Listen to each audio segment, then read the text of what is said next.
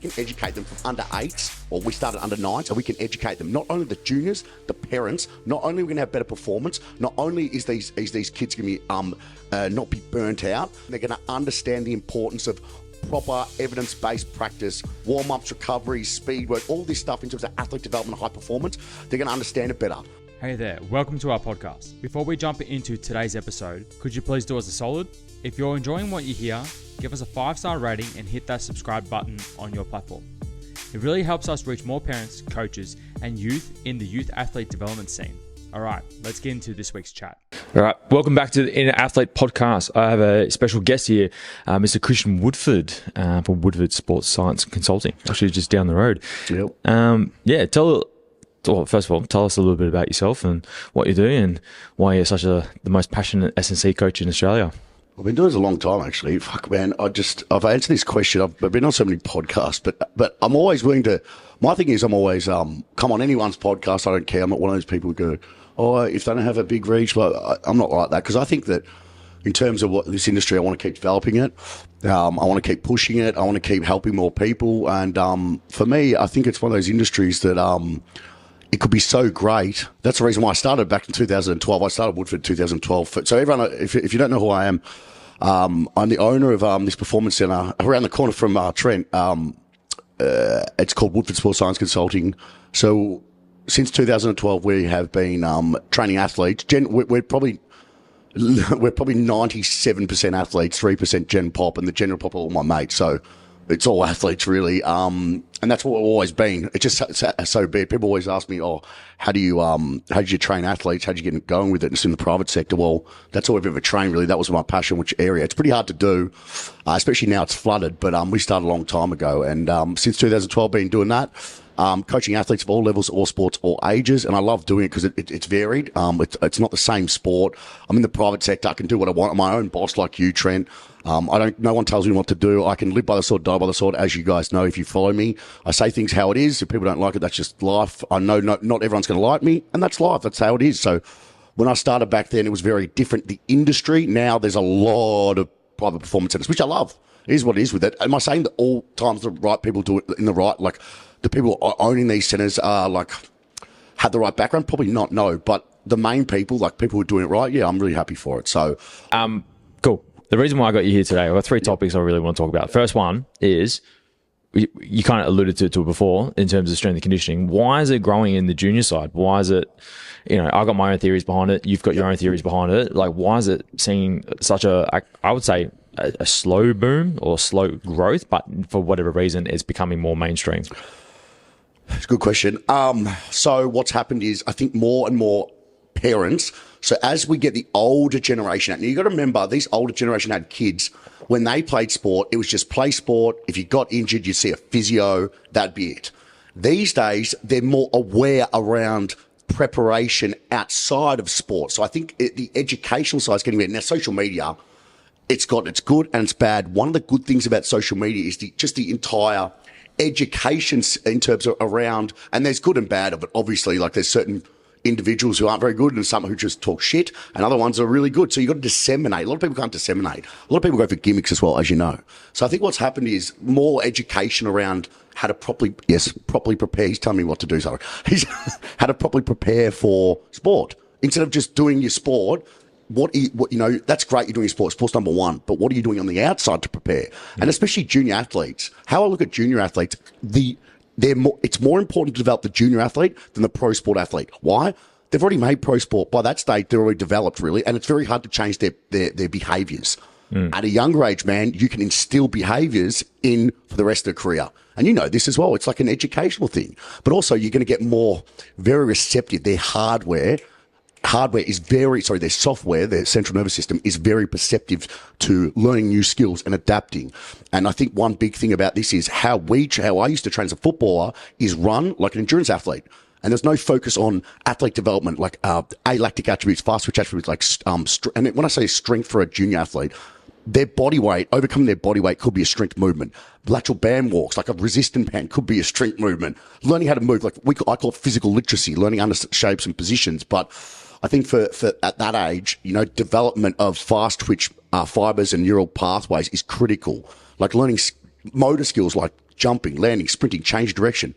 When do we ever learn that in football? You played rugby, yeah? Yep. I played AFL football. And I don't know what you guys did, but we just ran. That's how we prepared. We ran like an endurance athlete.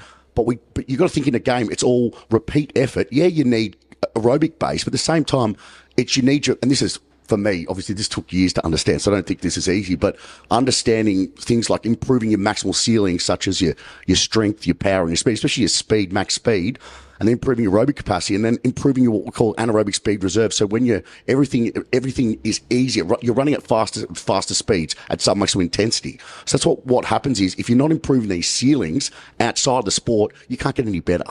So what we were doing was, a lot of footballers just flog themselves, no structure, train like an endurance athlete, and just train to failure when they're in the gym. It's just like, you get nowhere with it. So for me, there's just a more understanding around what junior athletes need to do, and the focus of I call it, what do I used to call it? I used to go, I did a DVD, not DVD yet, it was a DVD, but I did an online series with Andy McGrath from Essendon with a former staff member of mine, Jared Kay. And it was called Junior Athlete Development, laying the physical foundation for future sporting success. Because you're laying a foundation of physical literacy and motor patterning, and developing fast switch motor units and motor units to muscle fibers. So I think how you train when you're a young athlete is critical. Because if you train like an endurance athlete, the interchangeable fibers that could turn fast twitch or slow twitch, they're going to change more slow twitch. And that's a big issue as well. That's another area which I've been looking at, is in terms of fiber type composition. And obviously genetics play a massive role. I could go what I think about genetics all day, but you can't outwork your genetics. But if you train like a certain way, when you're younger, you have these interchangeable fibers that can dictate either fast twitch or slow twitch, depending how you train. A lot of us, how we train is like slow twitch. Like either and here's another thing which most people don't understand as well. Most people work in the bracket of not high enough intensity to improve your speed, not low intensity enough to improve your recovery, help with recovery. They're in this middle ground. So you're not getting faster, you're not recovering. No man's land. But no man's land, it's useless. And it happens all the time. But I've seen it all the time. And people just go around in circles and they flog themselves to death. And they're like, oh, but I'm getting better. Well, are you getting better, or are you getting tired? And I always say to my athletes, are you getting better, or are you getting tired? Anyone can make you tired. A good coach can make you better. Yeah, and how you're measuring that is another key component. Well, the measurement's a big one. And that's how, listen, if you've got a junior athlete and you're rushing the process so they can lift, the number one focus is some sort of objective number on external load, you're doing it wrong. Because it shouldn't be about that. It should be laying a foundation. And if you can do that, man, I would love to see junior athletes who can move real well. They hinge, like in the gym, they can hinge, they can squat, they can push, they can pull. And then on the field, they can jump, land, sprint, change direction. If they can do that, they're going to have a good, in my opinion, you've given them the best opportunity to have a good career in terms of staying injury free, building continuity in their body, building high chronic training loads that they need to perform and reduce chance of injury. Well, I think we've got to look at the other side of that, is all the academies that are coming out as well. So I know you got your own 2 cents on that, but I think for those that don't know, there's soccer's a big one, footy's a big one. Even tennis, I think tennis is massive academies in there in terms of like elite pathways programs. But I'm just like, at the end of the day, how many elite athletes are they actually churning out? I think if it's an actual structured system that's actually got coaches who actually have the knowledge and the application, I have no issue with it. But I can tell you a story right now. This is funny because I just got a message literally 2 hours ago about this. So, and I'll say the club because I'm going to put this up on my Instagram anyway.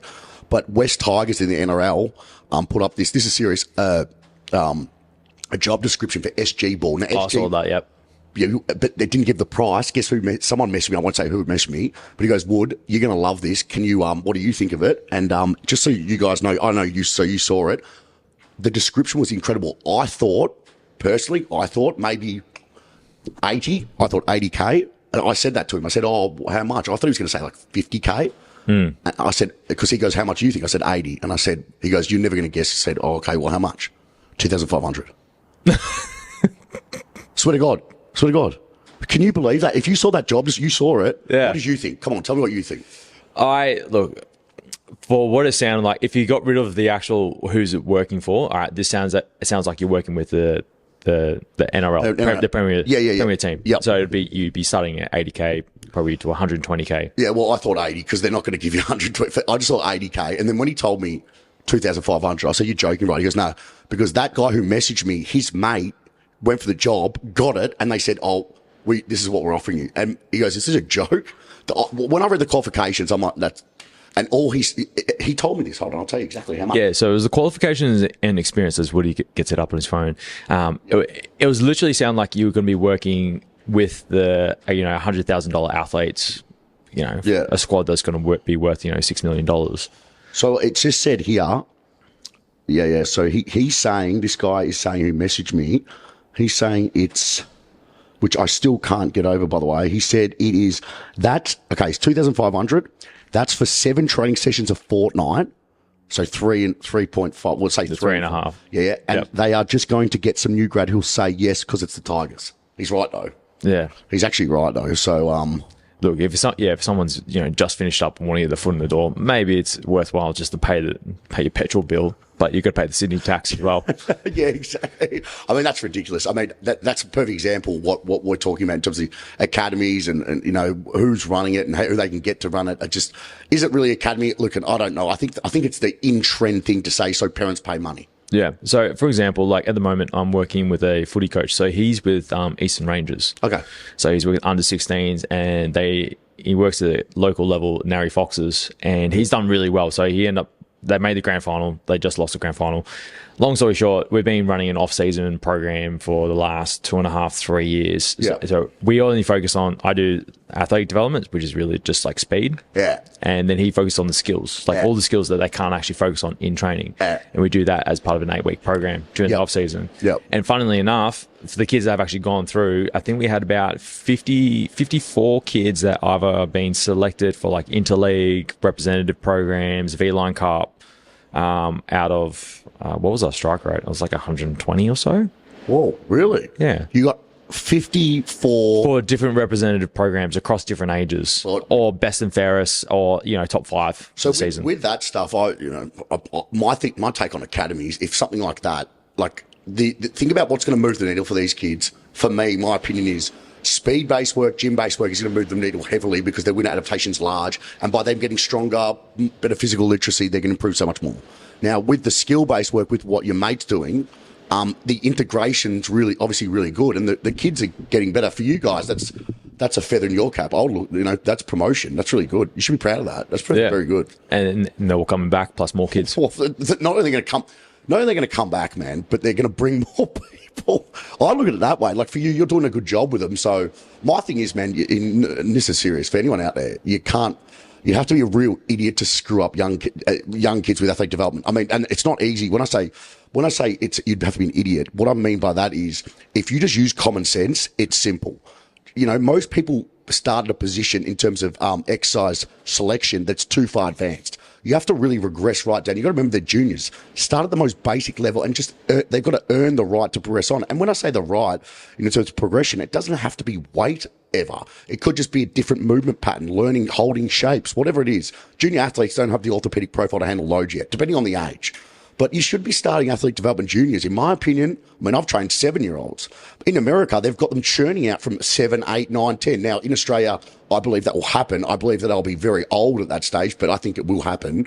I think right now we're starting to get a lot of kids at 11, 12, 13. I don't know about you. We got 9, 7, and 6. Oh, well, fair play to you guys then. But yeah. I think you guys have that name in that junior market, which I think you guys have done real well.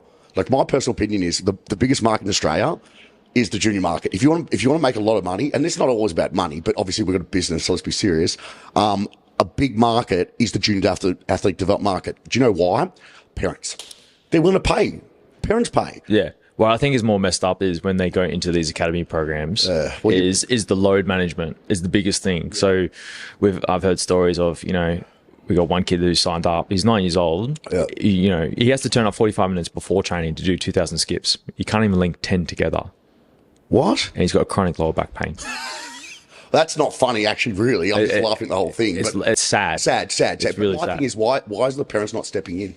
It's because they don't know. And this is where, education. We're actually going to come into the equation with that as well. And then obviously linking up with osteos and physios.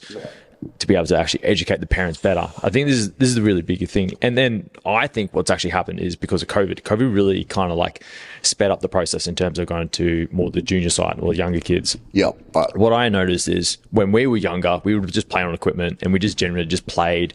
We know we're loading up our tendons, ligaments, and general movement patterns were just being developed without us being even consciously aware of it. Yeah. When you go into these academy programs, what are they doing? It's the same movement thousands and thousands of times. Yeah, specialization. So you're going to start that early specialization. You overload specific structures, underload other structures, which is going to cause these compensatory changes to occur. Correct. Yeah, I think a big thing is just creating like that GPP base, which they need. I mean, if you've got a kid, right, and you're early sport specialization, it's crazy to think that how many parents think that's going to work, and these programs are just. Some of them, not all of them, but some of them are just so poorly run, and it's literally just gimmick after gimmick. Soccer's the worst in that. Soccer is by far the worst sport when it comes to gimmicks. And I don't understand why, but it is what it is. Thank God it's not my sport. But it's terrible like that. And what you were saying is, it makes complete sense. If you're doing the same motor pattern over and over, and you're 9, 10, 11, 12, and you're developing physically, and you haven't even hit puberty yet, Jesus, God help you. So my advice is educate yourself. You don't know what you don't know, but at the same time, you should do your due diligence to understand this. I mean, we get a lot of parents through Woodford who say they heard about us through X, Y, and Z. And generally speaking, it's all word of mouth. We don't really do any marketing because we don't need to. But I mean, for us, it's a big educational thing. Most parents come down and think their kid should be training 5 days a week with us.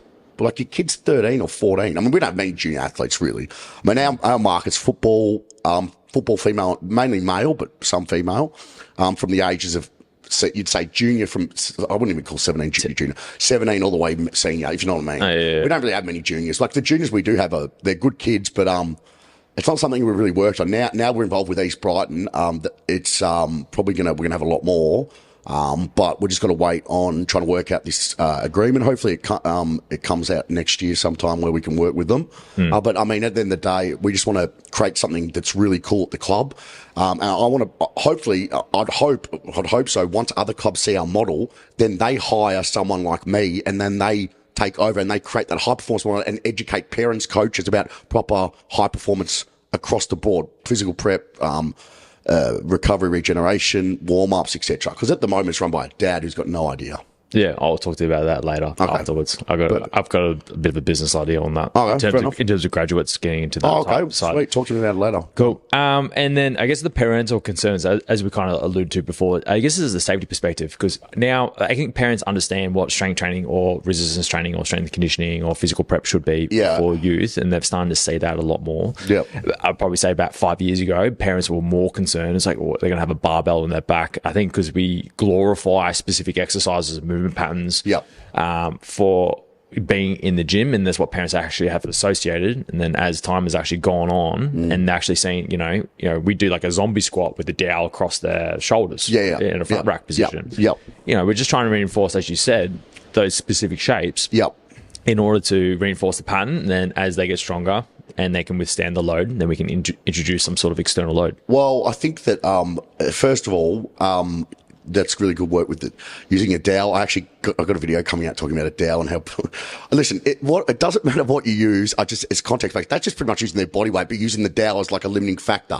Because you think about with a front squat, if the bar of the dowel goes forward, you miss the lift. The whole idea is to good positioning. It gives awareness to the junior athlete. I think many parents have connotations with strength training and looking like a bodybuilder, or thinking strength training and you're going to stunt your growth. Like all these myths that've been perpetrated over the years have stayed. We need to educate. I think a big thing about strength training or resistance training, I just call it. You know what I call it? I call it what do I call it? A coordination training for juniors. That's what I use. I don't even say strength training anymore. I say coordination training. Because I mean, I say strength, it brings up connotations of big bodybuilders, of people who like, steroid junkies. That's how parents think. People think that.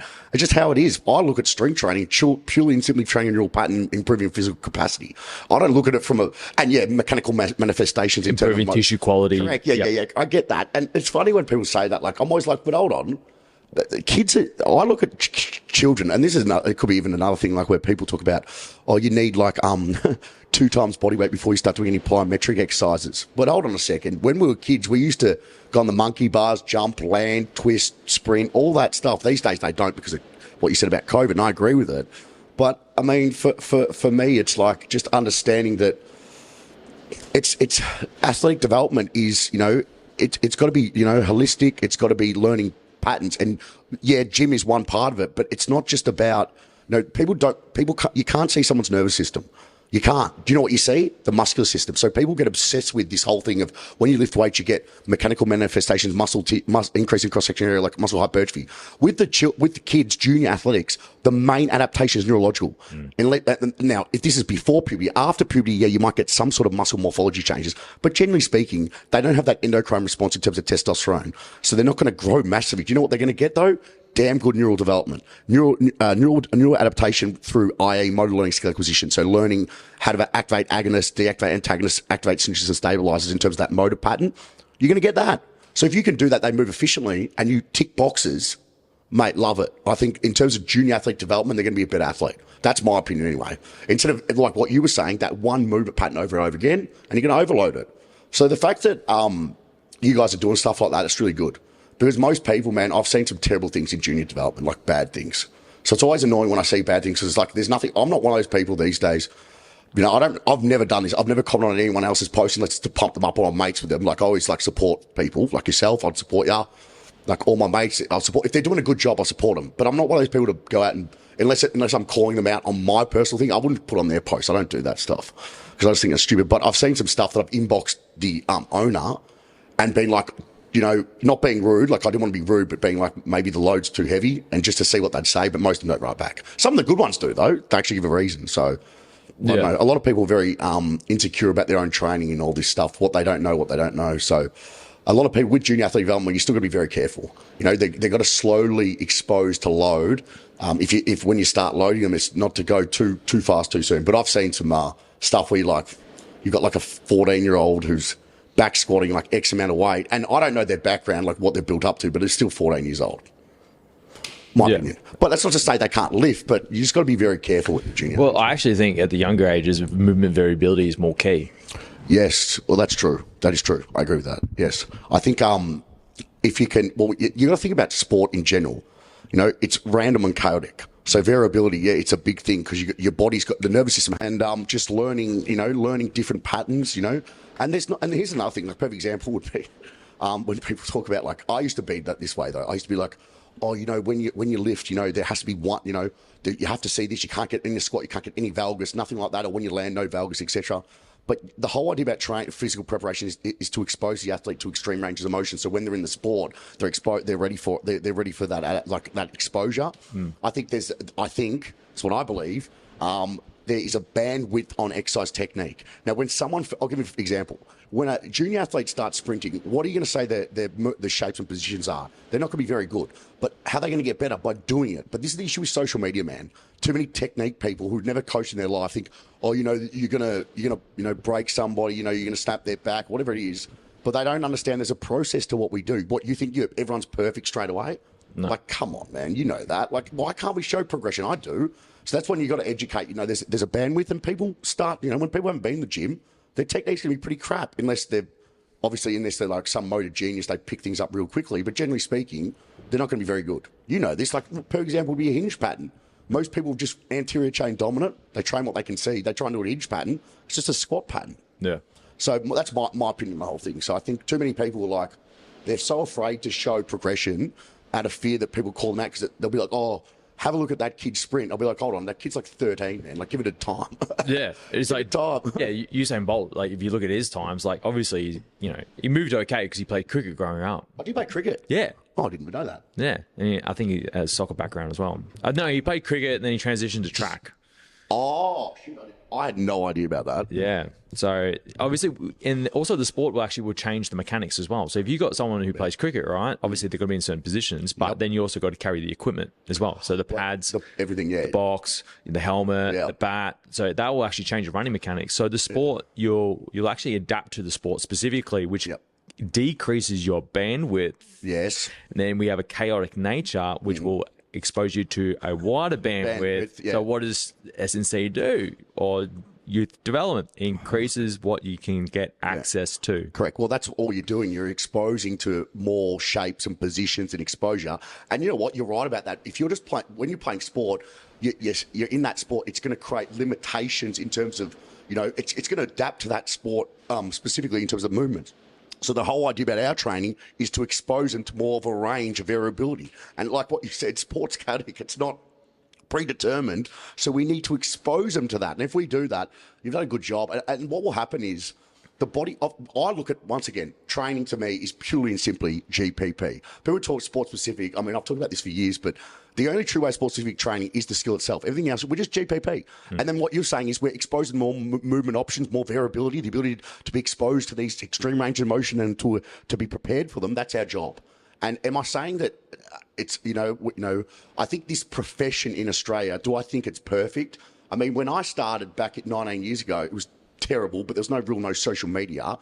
Now I've kind of seen it like transform. It's getting better. It's still at the stage where it needs a lot of work. Like my personal opinion is, if you look at what's happened now, in like perfect example, we just talked about that before about the money in pro sport and all this stuff, but people still want to chase that whole tracksuit thing, which by the way, I get it, even though for me, I've never really wanted to do it because for me, I've just wanted to work in the private sector because of DeFranco. But I don't know. I've just never had the lure of it. Like, yeah, it's cool doing that, I guess. But for me, it's like, I'd rather just not work that many hours and actually have my own like life and be able to do things I want to do. And at that level as well, you know this, politics. It's not what, so it's funny we talk, like politics is a big thing no one talks about it, but it's not what you know, it's who you know. Yeah. That's how it is, man. That's it. Unfortunately, but that's life, man. Yeah. That's life. Like for me, it's like you have kids here, man. The way I see you with you and what you do, if the kids love it, the parents are going to love it, bro. Yeah. That's just how it is. Like, and the parents who know people, they're going to bring their other people. They're only going to bring other people. I train with Trent. Inner athlete. Should bring your kid down. It's like who they know. It's like that from there might be a dad who is well known in another club or another industry who can help you. Once again. It's happening at the moment. Oh, really? Well, that's living proof. There we go. You know this. Networking's everything. Well, you know it's who you know. Yeah. Anything you want to wrap up with in terms of athletic development? I know we talked about a couple of things, but we'll talk about it. Anything you want to wrap up with junior athletic development? Yeah, junior. I just think that it's very important. I think what I'm trying to do right now with this club is I want to change. And I talked about changing the game, but I really want to start. I've realised I can't do it at the senior level. It's too late.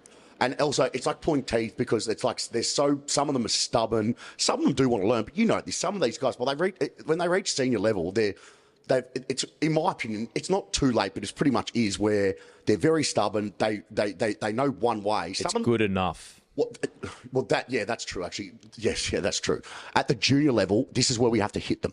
If we can educate them, and I'm passionate about this, if we can educate them from under 8s, or we started under 9s, and we can educate them, not only the juniors, the parents, not only are we going to have better performance, not only is these kids going to be not be burnt out, but they're also going to build the appropriate loads properly, and they're going to understand the importance of proper evidence-based practice, warm-ups, recoveries, speed work, all this stuff in terms of athletic development, high performance.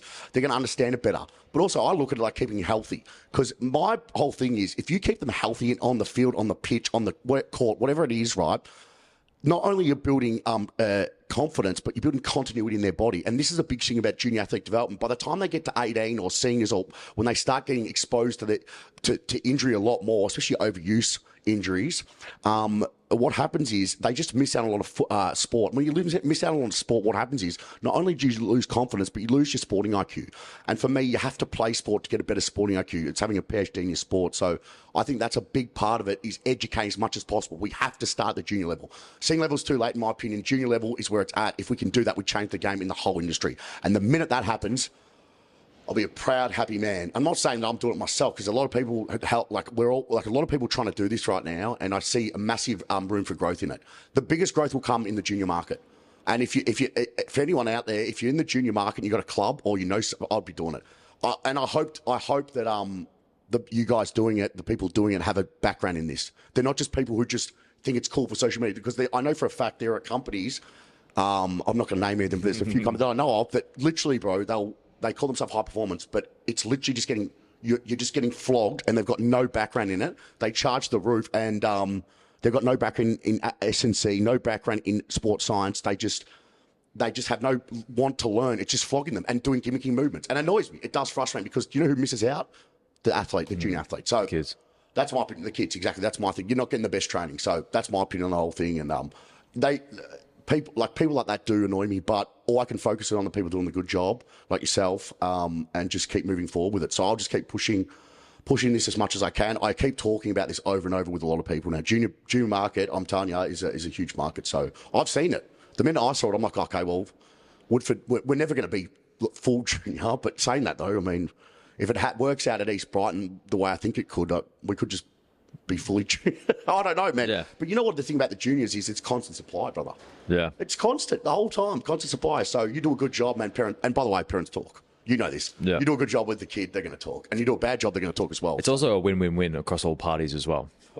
Parents are happy, the kids are happy. The parents are happy that the kids are happy. The kids are happy that they're playing really well. Yeah. And then basically, I got this person who's got this problem, and they come to you. Then you're happy. So it's a win across all parties. Yeah. I think, mate, it's a good market. I'll say that. I'll finish on that. It's a good market. If you want to get into it, I would research it as much as can, learn about it, learn how people know what they're talking about with that stuff. I mean, it's just all it is breaking down training it to the lowest form in terms of starting it, just body weight and learning physical literacy and shapes with body weight. It's not that hard, but people just get it completely wrong. I'm real big on holding shapes as well with all my athletes, shapes and positions.